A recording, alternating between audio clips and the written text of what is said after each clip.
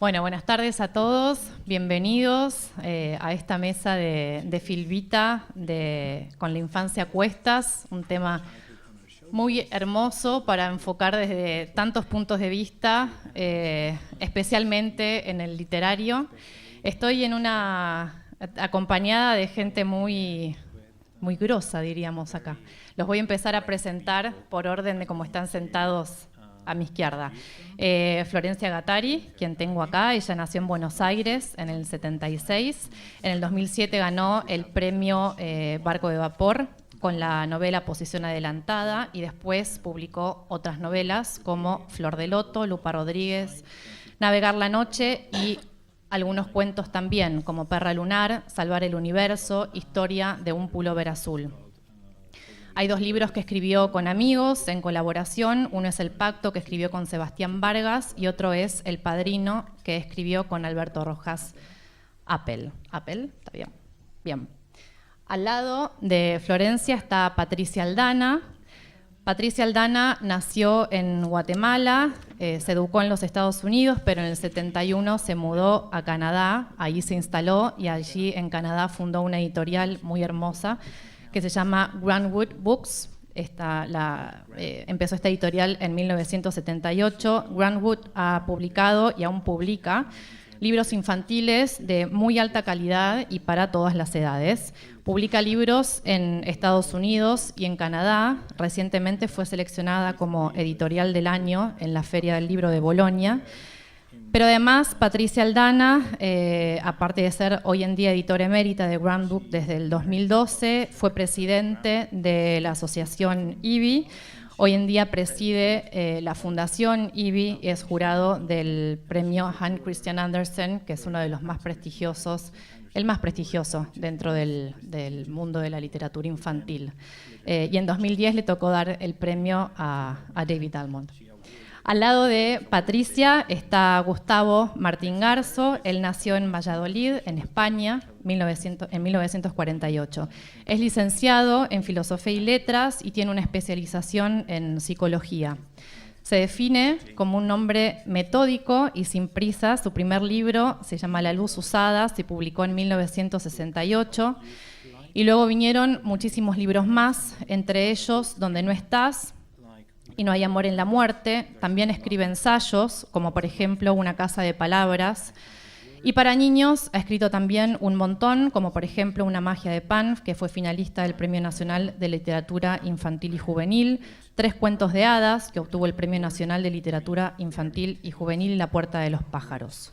Además de los álbumes ilustrados, como por ejemplo Un regalo del cielo, Los niños del aire, El hada del agua, El pacto del bosque. Y también escribe habitualmente artículos en periódicos como por ejemplo El País, ¿no? Y por último tenemos a David Almond. Él nació y creció en Tyneside, en el norte de Inglaterra. Es autor de Skelling, Mi nombre es Mina, El niño que nadaba con pirañas, El salvaje, Mi papá es un hombre pájaro, Una canción para Ella Gray, La isla, La historia de Angelino Brown y muchas otras novelas, historias, libros ilustrados, canciones, libretos de ópera y obras de teatro. Sus obras fueron traducidas a más de 40 idiomas y muchas de ellas fueron adaptadas al teatro y al cine.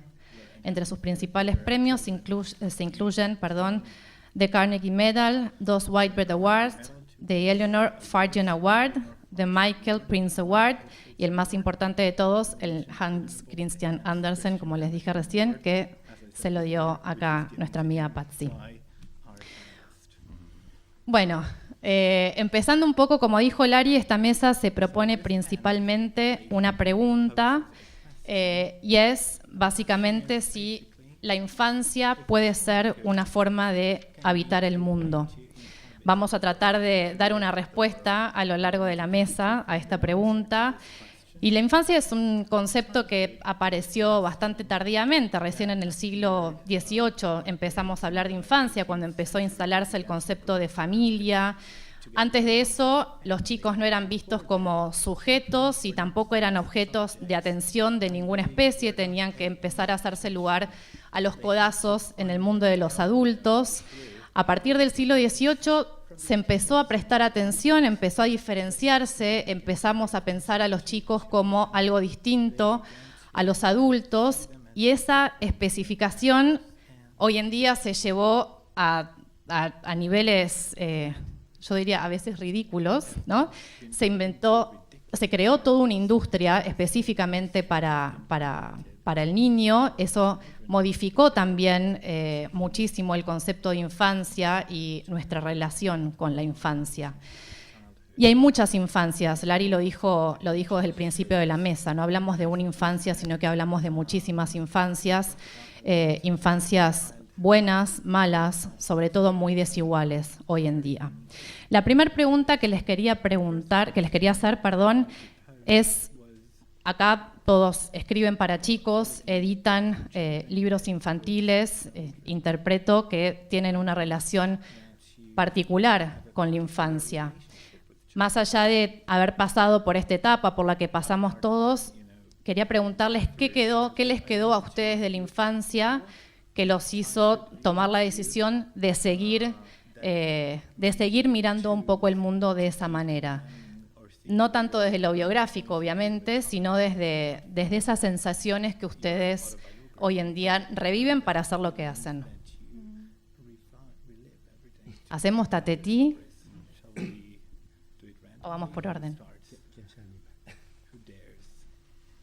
Yo me animo, pero tal vez no va a ser. Bueno, para mí, que tuve una infancia muy privilegiada en Guatemala, en una familia que tenía de todo, mi mamá era de los Estados Unidos y me leía libros en inglés, pues mi idioma en inglés viene de esas lecturas de los libros clásicos, y tenía a mi papá que era muy cariñoso y todo, vivíamos al lado de gente muy, muy pobre, y que estaban al otro lado del jardín y que los podíamos ver desde cuando me subía a un árbol, podía ver a niños muy pobres del otro lado de la cerca de la casa. Y yo creo que eso, a mí, toda mi vida, la desigualdad que vi en mi niñez es lo que más me marcó, diría, de alguna manera, y que tuvo mucha influencia sobre los libros que he publicado. Ahora hemos vuelto, hay 50 millones de niños ahorita en el mundo que están en grave peligro. Esta es una cifra de UNICEF, de desnutrición o de posguerra o de conflicto, que pueden morir, niños que están en peligro de morir. O sea que hemos regresado a un periodo como el siglo XVIII.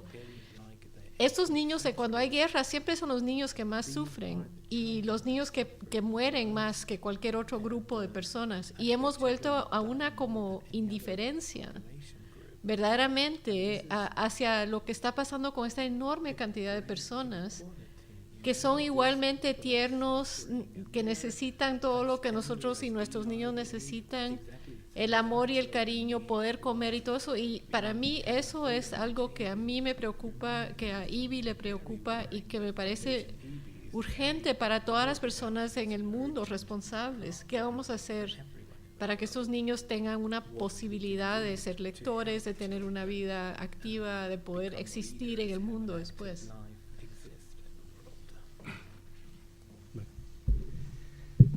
Bien, yo me he acordado de una frase de este filósofo español, Ortega y Gasset, que por cierto amó mucho Buenos Aires y pasó muchas temporadas aquí, ¿no? Y Ortega y Gasset, siento no ser capaz de recordar las palabras exactas, ¿no? Pero venía a decir algo así como que todos somos criaturas dobles, es decir, él decía como el cascabel, es decir, hay una coraza externa que abriga un núcleo vivo y inquieto y vivaz, ¿no? Entonces, y lo más interesante de eso que somos es justo ese núcleo interior, ¿no? Y ese núcleo lo relaciona con el niño, con ese niño perdido, con ese niño que de alguna manera, según él dice, acompaña o debe acompañar, digamos, a todos los adultos, ¿no? Ese niño interior que hay en cada uno de nosotros, ¿no? Bueno, a mí eso me parece un poco optimista, porque yo pienso que realmente la infancia es una etapa que cuando se abandona para siempre. No hay manera, no hay criatura más enigmática que un niño pequeño, un niño de 3, de 4 años. Realmente es un ser que pertenece a otro mundo. no está en el mismo mundo que nosotros y no hay manera de saber lo que hay en su pensamiento, ni cómo mira las cosas, ni por qué toma las decisiones que toma, ni por qué dice las cosas que dice. Es decir, ahí hay una cortina que se cierra y que no hay manera de desvelar. Hombre, hay el anhelo de recuperarle y le llamamos para que acuda a nosotros, ¿no?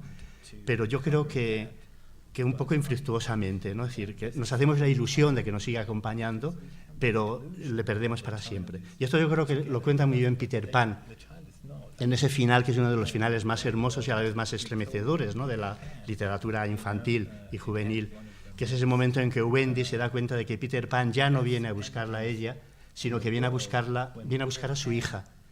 Y inmediatamente vemos cómo esta hija ha crecido y Peter Pan ya no viene a buscarla a ella, sino que viene a buscar a la niña que ella ha tenido. Y entonces siempre se quedan ya fuera, digamos, de ese viaje, digamos, a esa isla de nunca jamás, que de alguna forma es la isla que representa la infancia, ¿no? Pero entonces la infancia, el niño queda como anhelo de un mundo más libre, un mundo que no ha abandonado la capacidad de asombro. O sea, el niño vive en el asombro de ser, ¿no?, permanentemente, ¿no? En cierta forma, el niño vive como si aún viviera en el tiempo del Génesis, cuando el mundo no se había terminado de crear. Es decir, y por lo tanto, él participa en la creación del mundo, ¿no? El adulto abandona, digamos, ese mundo y vive en un mundo hecho, en un mundo terminado, y por más que su anhelo quiera llevarle más lejos, quiera devolverle la presencia de ese ser que fue, de ese niño que fue, yo creo que eso es una ilusión y que no es real, que no es en absoluto real. For me as a writer, I only began to grow up as a writer when I began to write from the point of view of a child and rediscover the way of looking at the world and experiencing the world through something to do with a childhood point of view. And it's not to say that you become childish, but that you allow yourself to become childlike and to see through those eyes. So my books, they usually are seen through the point of view of a child, and I match that with, you hope, with adult skills. But those two things together are what have influenced me. The child, I become more romantic as I get older. I believe that children are natural artists. I believe that Steven Pinker said all 3-year-olds are grammatical geniuses, and I really believe that. And I think that as adults, we can all learn from the world of children. I think one of the mistakes when people grow up is if you look at some of our politicians, they have grown up to the extent that they have no child inside themselves. And I think you can recognize these people, and they often turn out to be quite cruel people, I think, and cold and disdainful. And I'm thinking, I don't know about your politicians, I'm thinking about some English politicians. They are not children anymore. And it's done great damage to them, and it does great damage to the societies that they're supposed to represent and to lead.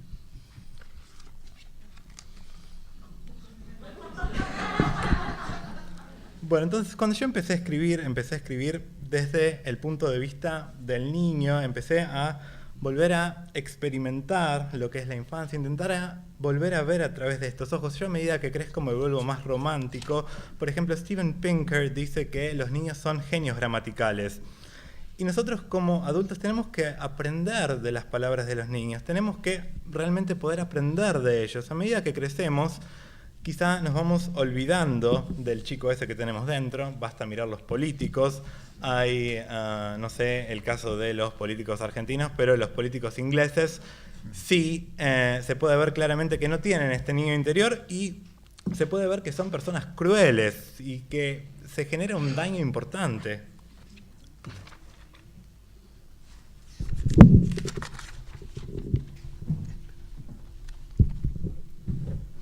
Yo pienso que hay algo que es la infancia recordada y a ese lugar no se vuelve más que por la memoria. Y también tengo una experiencia distinta que es como la infancia como algo que acecha adentro mío de este modo.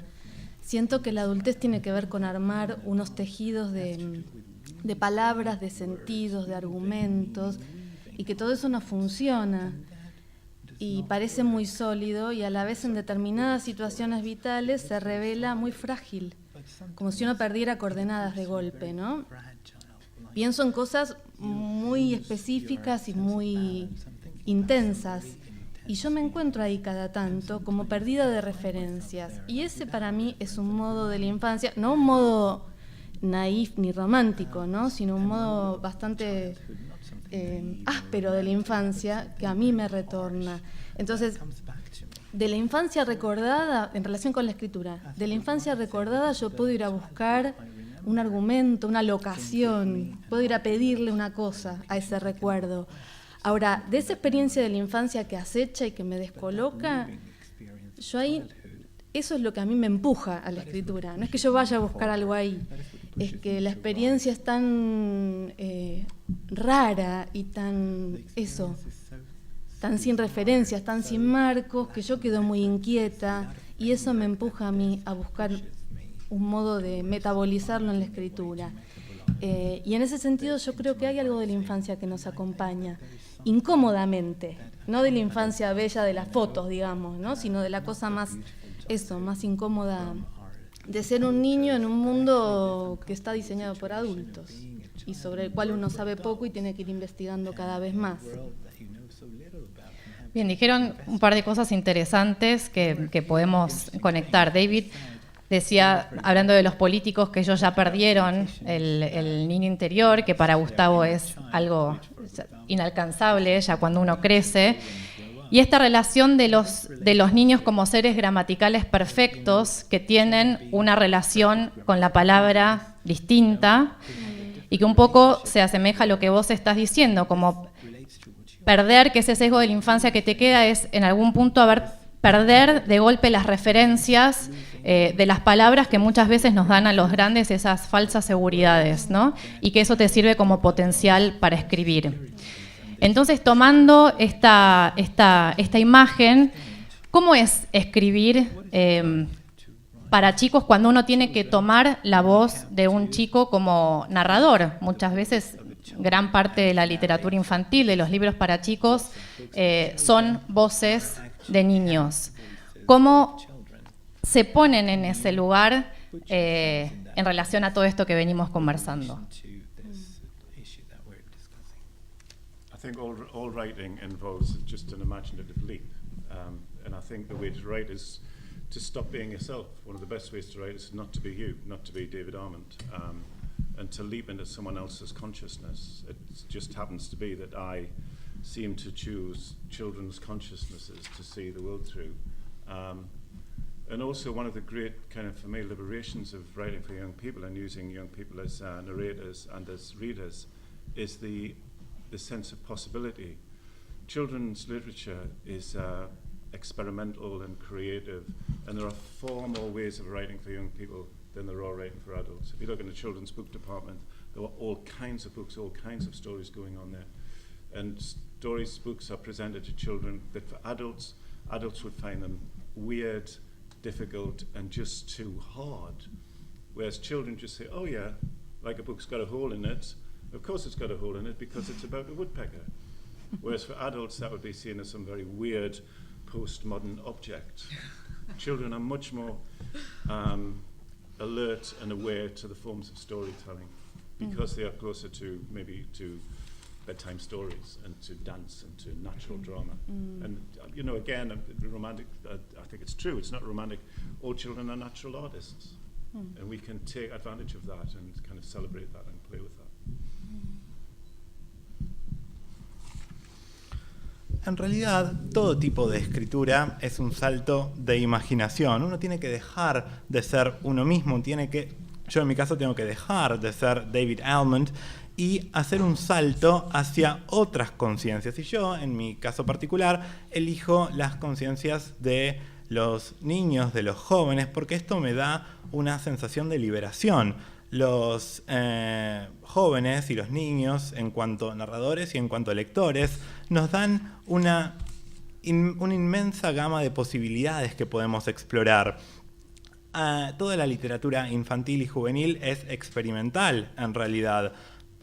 Si ustedes van a cualquier biblioteca o cualquier librería para niños, van a ver que los libros para niños y adolescentes tienen una gran variedad. Hay muchísimos libros, muchos más que los que hay para adultos, porque en realidad los adultos pensarían que un libro así para ellos sería extraño, sería diferente e incluso sería difícil de entender. Por ejemplo, un niño ve un libro con un agujero y dice, claro, ¿cómo no va a tener un agujero? Pero un adulto ve eso y dice, esto es algo posmoderno. Los niños son mucho más conscientes de lo que es una historia, porque están acostumbrados, por ejemplo, a las fábulas, a las historias que les cuenta la mamá cuando se van a acostar, y yo creo que todos los niños son en realidad artistas naturales, y nosotros tenemos que poder celebrar eso y aprovecharlo en nuestra literatura. Como editora, creo que unas cosas más difíciles es escribir en una voz auténtica de un niño. Y uno ve tantos manuscritos y también leyendo libros escritos por adultos para adultos que pretenden tener la voz del niño. Pero la verdad es que hay poca gente que verdaderamente logra tener esa voz verdadera de lo que es un niño. Y supongo que eso requiere que la persona entre en, como David dice, tú dices que no es posible, pero no sé cómo se puede escribir con la voz de un niño bien si uno no tiene dentro de uno una voz que le ha quedado, que es auténtica. Eso, leyendo, me parece siempre una cosa muy, muy difícil de lograr, esa voz. Sí, de acuerdo con Patsy. Yo creo que debe ser de las cosas más difíciles de hacer, así que en ese punto me excuso y no contesto a tu pregunta porque no sé cómo se hace, pero sí les cuento esto, un diálogo pequeño con mi hija hace un mes, en un colectivo. Nosotras íbamos viajando, tenemos la posibilidad de estar en silencio, nos pasa bastante tiempo, pero ya hacía un rato y entonces le pregunto qué pensás. Ella mirando por la ventana, le pregunto qué pensás y ella me mira y me dice, en una gallina. Y sigue. Y yo me quedé considerando que yo debía haber pensado más, que pensé poco acerca de las gallinas hasta ahora. No, la sensación es que hay ahí un desparpajo y una posibilidad de no explicar, de no argumentar, que a mí me parece súper interesante. Yo querría poder escribir eso, no puedo todavía, pero me interesa, no como escritura, me interesa como diálogo lo que pasa ahí. Y sí, me parece que es difícil, no sé cómo se hace. Sí, bueno, yo evidentemente que es muy difícil. No solamente es muy difícil, sino yo creo que no es posible. Yo sigo insistiendo en esta idea, sí. Yo creo que me ha gustado mucho eso que has dicho antes, de esa infancia que acecha, ¿no? Frente a la infancia recordada, que siempre es un recuerdo fingido, de alguna forma. Hay un proverbio africano que dice algo así como: mientras las historias de caza no las cuenten los leones, siempre glorificarán al cazador. Entonces uno tiene la sensación que cuando el adulto habla de los niños, en el fondo habla un poco para glorificarse a sí mismo, para demostrar lo sensible que es, lo abierto, lo imaginativo, es decir, en fin, cómo no se parece a los otros adultos que hay a su alrededor, ¿no? Y entonces, bueno, utiliza al niño para eso, ¿no? Incluso hasta las mejores autobiografías de los grandes escritores tienen un poco como este componente, ¿no? Hay algo que te hace sospechar de que eso no te puede encantar, pero a la vez dices, no, esto no, me estás engañando, tú ese niño le has perdido. Es decir, claro, y esa infancia perdida que acecha, esa es la importante. Y esa es verdad que en determinados momentos regresa, pero regresa para perturbarte, para no saber muy bien qué hacer con ella, claramente, ¿no? Entonces es un poco como, en el fondo, ese niño que fuimos es un poco como la relación con los muertos, ¿no? Con un niño muerto, con alguien que no puedes traer al mundo y a la vez te reclama, te llama desde un lugar que no sabes cuál es. Y claro que la poesía se ha ocupado siempre de esto. Orfeo es el poeta que baja al mundo de lo inferior, y la poesía en principio es un diálogo con los muertos, con los desaparecidos. Y entonces, de alguna forma, yo creo que la infancia forma parte de este mundo de desaparecidos, y la verdadera infancia. Y por eso digo que de alguna manera es irrecuperable, lo cual no quiere decir que, en fin, que estos libros que escribimos no sean verdaderos y que no expresen el anhelo de reencontrarnos con algo de eso que perdimos, o la búsqueda de traer al mundo, de devolver al mundo todo eso, ¿no? Es decir, bueno, esa es un poco la función de la imaginación, de esa facultad maravillosa que en el fondo tiende puentes entre realidades que la razón separa. La razón separa el mundo de los vivos, el mundo de los muertos, el mundo de los hombres, el mundo de los animales, el mundo de lo orgánico, de lo inorgánico, el mundo del adulto, el mundo del niño, el mundo del hombre, del mundo de la mujer. Y esta facultad maravillosa que es la imaginación tiende puentes y nos permite que podamos hablar con los muertos, que podamos reencontrarnos con ese niño perdido, que podamos hablar con los animales. Pero ¿hablamos realmente con los animales? ¿Nos encontramos con ese niño perdido? ¿Escuchamos las cosas que vienen a decirnos los muertos? No. I think that's really interesting, because I think in that sense then our personal childhood is not recoverable. It's like when I tell stories about my own childhood, they're kind of true, but I also know I'm telling lies. I'm creating a fiction about my own childhood. So when I go and talk about my work, I'll tell stories about things that happened to me when I was a child. And even as I'm telling them, and say, well, it wasn't really like that, because I can't really remember. But the act of seeing those things and creating those fictions makes me feel more solid somehow. It makes me feel more adult, more integrated by telling these fictions about my own childhood. And they also provide a kind of mythology for me as a writer. I can say, these things happened in my childhood, therefore I'm a writer. But they might be totally wrong. Yo pienso que eso es realmente muy interesante. En ese sentido, nuestra infancia es realmente irrecuperable. Cuando yo cuento historias sobre mi propia infancia, son historias ciertas, pero al mismo tiempo son mentira. Estoy contando una ficción. Cuando yo hablo de mi trabajo, cuando cuento historias que me pasaron a mí, en realidad me digo, eso no pasó en realidad, porque yo no recuerdo, no tengo la capacidad de recordar exactamente qué es lo que pasó. Pero al crear esa ficción yo me siento más sólido, me siento más adulto, me siento más integrado y al mismo tiempo estoy tejiendo una suerte de mitología de mí en tanto escritor, que a mí me pasó esto y entonces soy escritor. But also probably the stories I tell about myself last week are also made up as well. Probablemente las historias que cuento sobre mí, que me pasaron la semana pasada, también son mentira. Bueno, todo recuerdo siempre tiene una parte de invención y por eso al principio les decía, bueno, la infancia no desde lo biográfico, porque justamente no tenemos recuerdos muy fehacientes, o por lo menos no hay nunca una causa y una consecuencia de que porque me pasó esto entonces escribo lo otro. Sí, claro, pero tú fíjate, en el fondo la palabra infancia etimológicamente significa la ausencia de lenguaje, es decir, es el que todavía no habla. Entonces, por lo tanto, digamos, al no haber lenguaje, ¿cómo podemos conectar con ello? Es decir, sino, evidentemente, como dice él, a través de la ficción. Esa es la única manera, digamos, que tenemos de acercarnos a ella. Pero hay una barrera que no se puede traspasar. Y además es que no hace falta más, vuelvo otra vez al principio, no hay más que ver a un niño de 4 años. No hay más que fijarnos cómo está en el mundo para darnos cuenta de que no hay manera de saber cómo funciona esa cabeza, es decir, qué hay. Ni él mismo tampoco nos lo puede explicar, porque su mundo no es enteramente un mundo verbal, no pertenece todavía al mismo mundo que nosotros.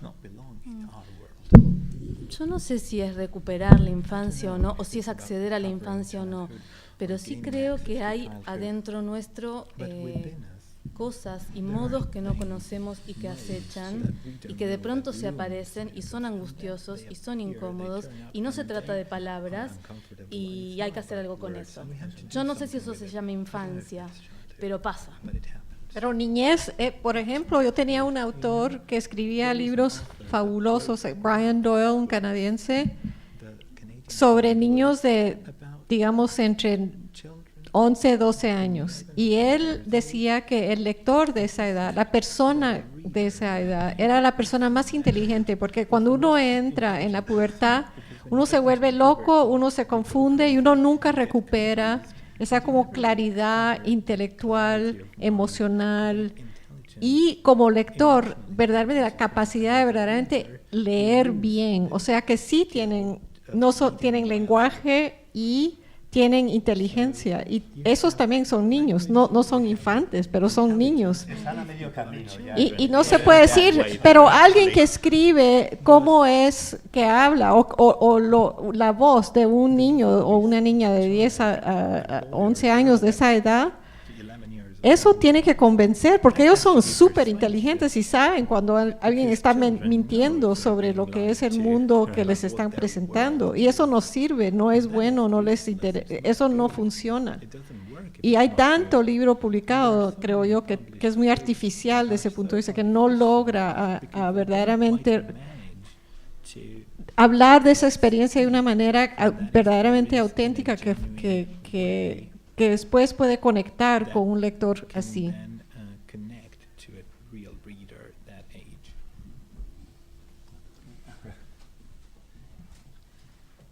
Sí, bien. Tengo dos preguntas para hacerles. Voy a hacerte a ti.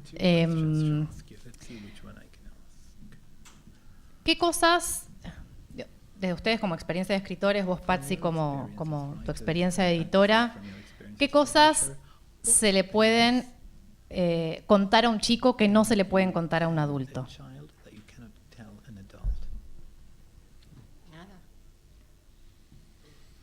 Nada.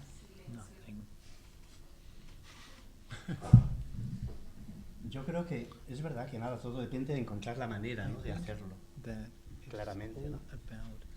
Por ejemplo, siempre se piensa que es muy difícil hablar a los niños, por ejemplo, del sexo, ¿no? Y yo recuerdo una frase que me dijo una escritora española, que es Esther Tusquets, que ella decía, bueno, es una tontería eso que dicen que es difícil hablarle a un niño del sexo. Dice, lo difícil es hablarle de la muerte, no del sexo. Y tienes razón. Pero yo creo que realmente a un niño se le puede contar todo, pero naturalmente tienes que encontrar la manera de contárselo. Un poco en función de qué niño es, de cuál es su momento, de en qué momento te hace determinadas preguntas. Porque evidentemente siempre tienes que contarle al niño un poco en función de que él te lo reclame. Lo que no tiene ningún sentido es anticiparte, digamos, a su propia necesidad de enterarse de las cosas, ¿no? Entonces sí que es muy importante encontrar el momento en que te das cuenta de que él está necesitando una explicación acerca de algo. Y claro, y ahí tienes que tener la habilidad de encontrar la manera de darle esa explicación. Pero yo creo que se puede hablar de todo con un niño.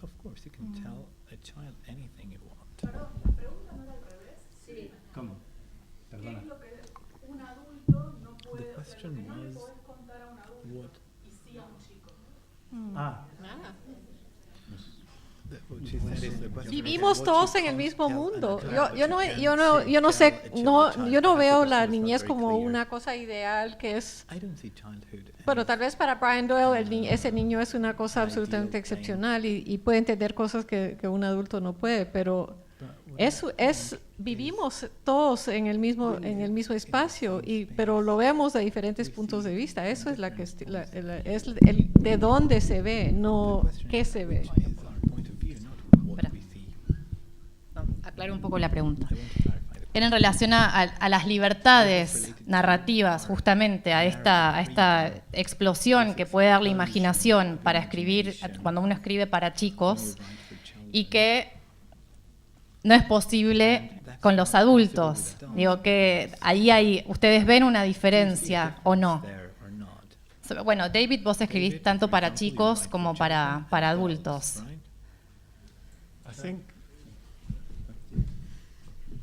I think if you begin writing by thinking, what can I not do? It's a hindrance to you immediately. So you have to begin by thinking, I can do anything. And I think all writers have to begin from that point of view. You can do anything. And then whatever you do is often dictated by the nature of the narrator that you choose, that you find yourself writing through. So a child narrator, their world will be the world that you write about. And that will kind of limit, if it needs to be limited, what you can write about. I don't think there's anything that you can't right for children. One of the things that worries me in some places is there seems to be a movement to protect children from various things like death or like sex, and especially death and sadness. You shouldn't have any sadness in children's books, which we all know is balmy. I don't see any problem. When I write for adults, in some ways it's kind of more, I'm more constrained because I can't be as liberated. I remember when I wrote Skellig. Skellig was my first children's book, and I didn't know I was going to write for children. And I remember writing a piece in Skellig and writing a sentence about how Michael, who's narrating the stories, finds wings on the creature's back. And I thought, oh, I can't write that, can I? And then I thought, I can, because I'm writing for children. So the thing that I found when I began to find myself writing for children was that I could be really direct about things that adults would want me to come in and say, well, actually, I don't really mean this, it means something like this, and I kind of have to tricks it up. But for children, you can say, he put his hand across his back and he felt wings there. Adults find that much more difficult to cope with. Yo creo que no hay nada, en realidad, que no se les pueda decir. Es decir, cuando uno empieza a escribir, si uno empieza pensando, no puedo escribir tal cosa, eso ya es una limitación. Uno tiene que poder pensar que puede escribir cualquier cosa. Y creo que la naturaleza misma de lo que uno está escribiendo, por ejemplo, si estoy escribiendo en un mundo de chicos, eso ya limita un poco por sí solo qué es lo que voy a escribir. Pero no creo que a priori haya nada que no pueda escribir para niños. Lo que sí me preocupa es que hay una tendencia cada vez mayor a proteger a los niños de cosas como el sexo o la tristeza, la muerte sobre todo, y cuando en realidad sabemos que eso no es correcto porque todo esto es parte de nuestro mundo. En cambio, cuando uno escribe para adultos quizás no se siente tan liberado. Skellig, por ejemplo, fue mi primer libro para niños.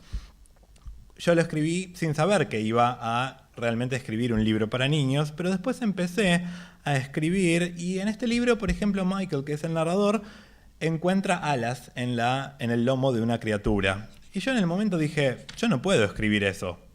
Pero después dije, sí puedo. ¿Por qué? Porque estoy escribiendo para niños. Y me di cuenta de que al escribir para niños yo podía ser más directo. Si yo estuviera escribiendo para adultos, tendría que ser un poco más rebuscado y decir, no, esto en realidad no quiero decir esto, sino que quiero decir esta otra cosa. Pero cuando estoy escribiendo para un niño, puedo escribir. Michael tocó el lomo de la criatura y sintió alas. Para un adulto, eso es algo raro. Para un niño, está muy bien.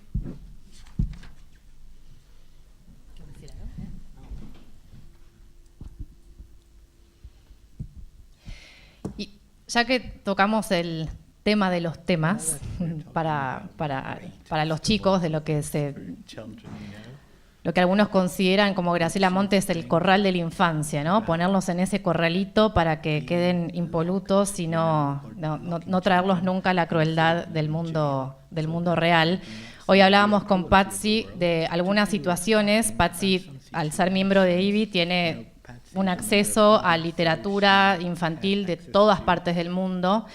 Y una de las preguntas que le hice y que está bueno reponer ahora es si ella había percibido algunos casos de libros que no podían traspasar determinadas fronteras justamente por estas concepciones distintas de infancia.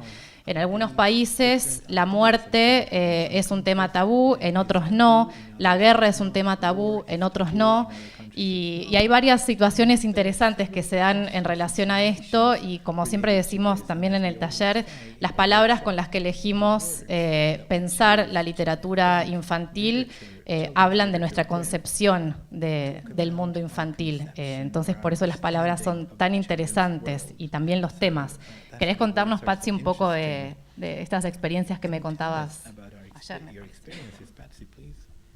Bueno, sí, las culturas, las escandinavas, ya saben ustedes que, por ejemplo, yo publiqué un libro que se llama The Love Book, que era sueco, y también había un libro, The Death Book, el libro de amor y el libro de la muerte. En el libro de amor es muy lindo el libro porque empieza con el amor a los papás, a la mascota, a la planta, etcétera, y va eventualmente al amor entre personas y al sexo. Y yo cuando era niñita siempre me preguntaba cómo se puede hacer eso, me parecía, no entendía yo cómo funcionaba. Sabía que había eso, pero en este libro muestran a un niño y una niña o una adolescente y una adolescente haciendo el amor y se corta, entonces puedes ver exactamente cómo entra este pene en la mujer. Y además, todos los personajes en este libro son muy peludos, tienen las piernas muy peludas y las rodillas así como redondas. Y a mí me pareció genial y me dicen en la editorial, ¿para qué edad? Yo dije de 7 arriba, porque yo a esa edad. Entonces lo llevamos al mercado americano y dicen que somos una editorial pornográfica y que ahora en adelante nuestros libros van a morir y nunca nos van a poder volver a comprar. Y me pareció una cosa tan artificial, este miedo. Y una de las cosas que más les ofendían eran los pelos en las piernas de estas personas. No solo era el sexo, sino que eran peludos. No les gustaba eso. Y después, libro de la muerte, qué horror. Entonces, ese tipo de cosas. Entonces estuve en China y estos libros son publicados por Shanghai 99. Fui con un joven chino a ver si en China, que es bastante puritana, si habían hecho algo con estos libros, la versión china. Le habían quitado la parte del sexo.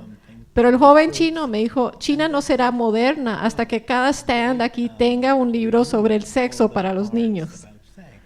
O sea que esto es el tipo de cosa que uno está manejando, pero no creo que debemos dejar. Si yo sé perfectamente bien que los niños están curiosos, y esto a mí me pareció un libro tan fantástico en la manera en que te llevaba del amor así de cosas abstractas o de tus padres al amor entre personas.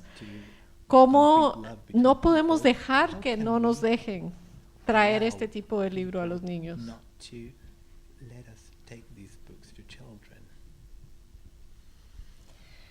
Y también retomando un poco lo que dijimos antes en relación a la gran cantidad de infancias que hay hoy en día, muchas de ellas con muchísima desigualdad, con muchísimo sufrimiento. ¿Cómo creen ustedes que las historias, que los libros, que la imaginación puede tender un puente entre todas esas infancias? ¿Cómo los libros pueden ayudar, sobre todo, a los chicos que sufren? I think no one book can change the world. You can't change the world by writing books. But what you can do is just to keep on writing books and to believe in the power of language and the power of stories to cross frontiers, to cross languages, and to comfort each other, to inspire each other. And that is the fundamental thing. And it passes on our experience to other people's experiences. It's a way of keeping the world alive. And no matter how, often children's books, it's interesting, are attacked for being too dark, because there are lots of very dark children's books. Even the darkest book, the fact that it's written and the fact that it's read is an act of optimism. It's a creative act, so it's against destruction. And I think that's what we do. We keep on writing stories, creating books, and they just help to keep the world alive. And they move against the destroyers. There are lots of destroyers in the world who want to stop things. Our job is to just keep on nourishing, keep on doing stuff, doing the best ways we can in the best order we can. Yo creo que ningún libro en realidad tiene el poder de cambiar el mundo, pero lo que sí nosotros podemos hacer es seguir escribiendo libros. Sí, porque los libros, las historias, el lenguaje tienen el poder de cruzar fronteras, de atravesar lo que otras cosas quizá no pueden, el poder de inspirar, el poder de transmitir nuestras experiencias a otros y que ellos adquieran esas experiencias. Podemos de esta manera mantener vivo el mundo. Incluso a veces hay libros para niños que son muy, muy oscuros, pero incluso el acto de escritura del libro más oscuro para niños es un acto de optimismo, es un acto creativo y es un acto que se contrapone a los destructores del mundo. Hay personas que realmente quieren destruir el mundo y nuestro trabajo es mantenerlo vivo, es seguir alimentando a ese mundo y hacer lo mejor que podamos. Yo acuerdo bastante con eso, y creo que la niñez depende, hay niños porque hay adultos, y mejor están los niños, cuanto mejor plantados estamos los adultos, y que en ese sentido no sé mucho qué posibilidad hay, pero en todo caso lo que yo siento que a mí me toca, o lo que yo siento que es mi desafío, es la adultez de mi propia escritura. Como ese es el aporte que yo puedo hacer. Si hay una diferencia que yo puedo tener con el niño lector, es la adultez de la escritura mía, ir buscando por ese lado. Eso. Sí, no, estoy completamente de acuerdo con esa función de la literatura como tendedora de puentes, ¿no? de vinculación, vincular, eso que antes hablaba de la imaginación, realidades que la razón separa, ¿no? Entonces, yo recuerdo haber visto hace un tiempo un documental sobre Turquía, sobre la región de Capadocia, y entonces ahí se contaba la historia de una boda. Entonces una muchacha se iba a casar y entonces, antes de la celebración de la boda, esa boda la obligaría naturalmente a abandonar su casa, a abandonar su pueblo y a irse a vivir a la casa, digamos, de su marido y a formar parte de la familia de su marido, porque así eran las costumbres de ese lugar, ¿no? Entonces, antes de que eso sucediera de la boda, la noche anterior, se pasaban ella, sus amigas, en fin, toda la gente que la había conocido, contándose historias, cantando las canciones que habían sido suyas durante ese tiempo, ¿no? Y entonces justo cuando ya llegaba el amanecer y ella se tenía que marchar, entonces la ponían delante de un espejo para que se viera su propia imagen, esa imagen de la que se tenía que despedir para formar parte, para pasar a ser esa otra que iba a ser. Y utilizaba una expresión, me acuerdo perfectamente de la expresión, para que se separara de su ser no desposado, decían. A partir de ahora, su compromiso con lo real, que sería su boda con su marido, la obligaba a dejar atrás esa que había sido, digamos, hasta ese momento. Entonces, claro, eso es terrible. Y entonces, y por eso el mundo de las canciones, el mundo de los cuentos, el mundo de las historias, es una manera de convocar a ese ser no desposado, de hacerle volver con su lado perturbador, como decías tú, pero también con su capacidad maravillosa para adorar el mundo y para adorar las cosas. Porque el niño es verdad que vive, el mundo del niño es muy inquietante, está lleno de oscuridad, pero el niño tiene una capacidad maravillosa que gran parte de los adultos pierden, que es la capacidad de adorar cada instante, de adorar cada objeto, de adorar cada pequeño animal, una hormiga, una hoja que cae, ¿no? Es decir, está justo allí donde sucede lo que de verdad importa, lo que no se puede olvidar, lo que no se puede perder, ¿no? Y esa capacidad de adoración es la que de alguna manera convoca la literatura, y por eso yo soy un devoto de la literatura, de lo maravilloso, porque yo creo que pone la fascinación por encima de cualquier cosa, claramente, ¿no? Y el mundo del niño es siempre la búsqueda de lo fascinante. Y perder esa capacidad de lo fascinante es la cosa peor que nos puede pasar. La recuperamos en muchos instantes, por ejemplo, en el mundo amoroso. Claro que en el mundo amoroso los amantes, si no son capaces de convocar a esos seres no desposados con lo real, les va a ir muy mal, desde luego, ¿no? En el mundo del juego también. El juego siempre se sitúa en una zona intermedia entre el mundo real y el mundo del sueño, ¿no? Y esa es la zona que también habita los amantes y habita el mundo del arte, el mundo de los escritores, el mundo de los poetas, de los músicos, ¿no? Nos trae la memoria de todo eso que perdimos, pero al convocarlo, de alguna manera lo recuperamos en las palabras, en las canciones, en las imágenes que hacemos surgir, no se sabe muy bien de dónde, ¿no? Esa es nuestra misión, convocar a ese ser que perdimos, ¿no? Pero también nos tenemos que recordar que hay muchos niños en el mundo que no tienen acceso a todas estas experiencias que estamos describiendo aquí. Y esos niños, y sí trata de llegar a niños que están en situaciones muy trágicas, muy difíciles, niños en post-crisis, niños que son refugiados de Siria viviendo en Líbano, donde ya no tienen casas. O, por ejemplo, tenemos bibliotecas en Gaza, que han sido destruidas una vez. Catherine Patterson, la gran escritora, nos ha fundado 2 veces 2 bibliotecas en Gaza. Y yo tuve la posibilidad de ir a Gaza, a esas bibliotecas. Y en Gaza y en Palestina tenían tendencia a darle a estos niños libros sobre la Nakba, que es cuando perdieron sus casas en Palestina. Es muy trágica la situación ahí. Pero estos niños en estas bibliotecas, yo les dije, ¿cuál es su libro preferido? Cinderella. Cinderella, sí, Cenicienta. Era Cenicienta, que para ellos era... Y les dije que pensando que tal vez sería un libro árabe, una versión árabe de Cenicienta. No, era un libro espantoso copiado de la versión de Disney. Y los niños y las niñas, si tenían como 10, 11 años, todos decían, ese es nuestro libro preferido.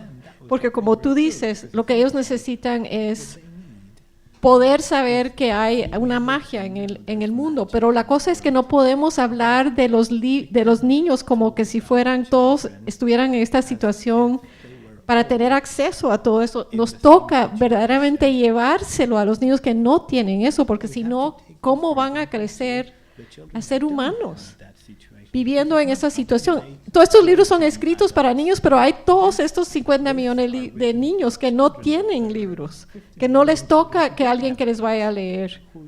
Y no tienen eso es lo que me parece que, bueno, yo creo que es algo que absolutamente tenemos que hacer, es tratar todo lo que podamos para que ellos tengan acceso a estos objetos y a estas creaciones importantes.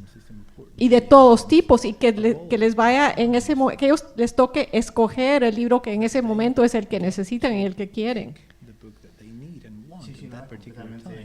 Completamente de acuerdo, ¿no? Lo que pasa es que, fíjate, incluso los niños en las situaciones más difíciles, en cuanto son niños, viven las cosas de otra manera. Es decir, yo, por ejemplo, recuerdo haber leído una conferencia a este escritor judío, Aaron Aperfiel, que entonces tiene un libro autobiográfico que se llama Historia de una vida, que es extraordinario. Entonces cuenta toda su historia de persecución del nazismo, cómo el nazismo, es decir, destruye completamente a su familia y cómo él pasa de ser un niño en una familia acomodada a vivir en el bosque con unos bandidos, luego con una prostituta, etcétera, etcétera. Escribe un libro que es terrible y a la vez deslumbrante. Y entonces incluso le criticaron en Israel porque decían, bueno, pero ¿cómo es posible que tú seas capaz de hablar de ese horror y, sin embargo, que ese horror no esté presente en el libro? Y dice, bueno, pero es que yo era un niño y en medio del horror yo veía un palo en el camino y me imaginaba que era no sé qué cosa, y entonces resulta que aquella prostituta que es verdad que me atendía, bueno, pues era una mujer maravillosa y yo ni siquiera sabía que era eso, que era una prostituta, y los bandidos también me parecían extraordinarios, ¿no? Es decir, entonces la capacidad que tiene el niño, la capacidad de resistencia y la capacidad para su mirada sobre el mundo es algo que solamente se tiene, digamos, a esas edades, ¿no? Y en ese sentido, incluso muchas veces los niños más maltratados, ¿no? Es decir, son capaces de vivir con una intensidad y son capaces de percibir toda la belleza que hay a su alrededor, ¿no? Y ya os digo que este libro, si no lo habéis leído, leerlo porque merece la pena, se llama Historia de una vida, y es un libro deslumbrante precisamente por esta razón, ¿no?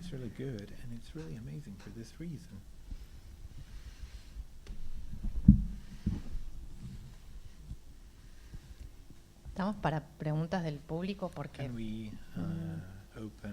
tenemos un ratito.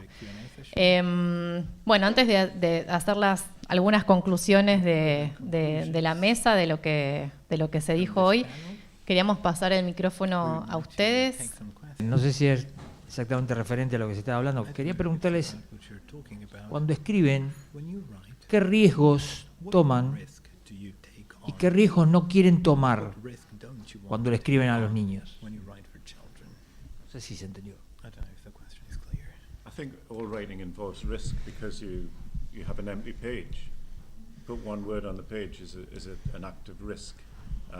So you're kind of immediately displaying some kind of courage. The risk is just in believing that you can finish this thing and keep it going. So for me, as a writer, that's the risk. And then there'll be other risks maybe associated with the subject of the book, but the risk is just in doing it. Because lots of people come along and they say, well, I've got a great idea for a book, what should I do? And you say, well, why not try writing it? And very few people actually do it, because as soon as there's a blank page and they've got a pen, they think, oh, I'll not do it, it's too hard. And that for me is the risk, the empty page. En realidad todo tipo de escritura involucra algún riesgo, porque está siempre la página en blanco, y uno enfrentado a esa página en blanco, ya al poner la primera palabra está asumiendo un riesgo. El riesgo que para mí es el más importante es el riesgo de creer que uno puede terminar ese libro y seguir haciéndolo. También hay otros riesgos, por supuesto, relacionados, por ejemplo, con el tema del libro, pero el riesgo más grande es la capacidad de poder hacerlo. Hay mucha gente que dice, tengo una idea genial para un libro, ¿qué puedo hacer con eso? Y uno le dice, ¿y por qué no lo escribís? Y realmente muy pocas personas lo escriben, porque ven la lapicera, ven la hoja en blanco y dicen, no puedo, es muy difícil. Yo creo que el riesgo, al menos como yo lo siento, el riesgo no es tanto en relación a los niños, es en relación a la escritura. En relación a cómo te vas a desafiar escribiendo en ese momento. Pensaba mientras hablaban esto que dicen de, bueno, Gustavo hablaba del niño como del infans, como el que no tiene palabra todavía, esto que dicen los lingüistas de que para los niños antes de empezar a hablar todos los sonidos son posibles, ¿vieron? Y que en realidad la lengua que se habla activa esos sonidos y hace perder el resto. Una vez que empezamos a hablar, el resto de los sonidos no son posibles para nosotros, o nos cuesta un montón aprenderlos. Y yo creo que hay algo de la experiencia de cada libro que tiene que ver con eso, con hacer un juego con la escritura y con las palabras y buscar cada vez un modo de los sonidos que te va a hacer perder el resto, pero que a la vez te va a permitir escribir, porque cada cosa tiene que ver con lo anterior, digamos. Los riesgos de la escritura son en relación a cómo vos plantaste una historia en el primer momento. Después todo es interno, es en relación a eso mismo. No está fuera el riesgo, ¿no? Ni está fuera lo que te va a decir qué palabra viene después de tal otra palabra, porque es cómo se encadena la lógica interna de la escritura. Esto es al menos como yo... ¿Alguna otra pregunta? Bueno, yo cerraría la mesa sacando algunas de las cosas que dijeron. Nos respondemos la pregunta si se puede evitar la infancia. No para Gustavo. Sí se puede recobrar esa experiencia. Y recobrar esa experiencia es experimentar ese desajuste con las palabras, como decía Florencia, y adorar. Me encantó ese concepto de que los chicos adoran. Y también me parece que es armarse ese mito de la infancia. Es una forma de recuperar esa experiencia. No de evitarla, porque ya la pasamos, pero sí de rearmarla. ¿Están de acuerdo? Entonces cerramos la mesa. Bueno, muchas gracias.